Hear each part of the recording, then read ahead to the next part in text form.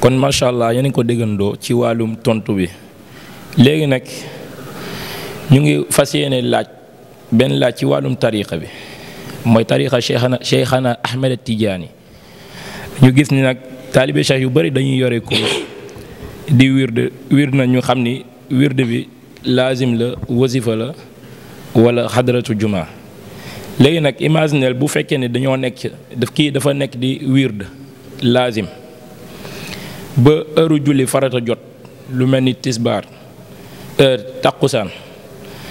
est-ce que kooku dafay arrêté li ma doon wird wala day dugg ci julli ba pare door a wird.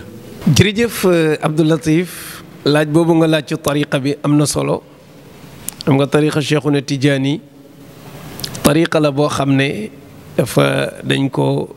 tënkal ay charte yooyu ku ko xëtt rek dootoo bokkati ci tariqa bi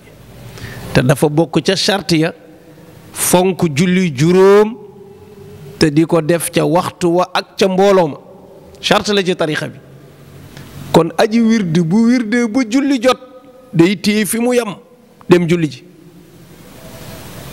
par exemple tey xam naa julli gu mel ni julli timis lay joxe misaal wala julli gu mel ni julli gee ndax ki yéexe laasimam ba tàkkusaan xaw na sàggan waaye amaan na mu yéex a laazim ci tàkkusaan si laata muy pare timis jot wala bu mu jullee timis muy defi lawraatam mbaa wasifaam fekk gee di ko dab mbooloo ma jóg taxaw di julli mu war caa bokk kooku day téye fi mu yem ci kurusam dem ànd ak nit ña ca julli ga bu ñu ne assalaamu aleykum bu mu ca teg dara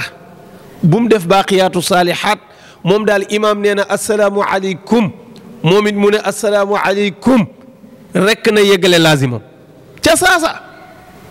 bu mu def subhanallah bu mu def alhamdulillah bu mu def allahu akbar bu mu def ñaan bu mu def dara na yeggale laazimam foofu mu yemoon su fekkee ci salaatul fatih la ko fekk ne téye fi mu yem ci salaatul fatih su ko fekkee ci laa ilaha illallah mu téye fi mu yem ci laa ilaha illallah su ko fekkee ci bu doon wasifa la ci jawratul kamal mu téye jawratul kamal ba fa mu yem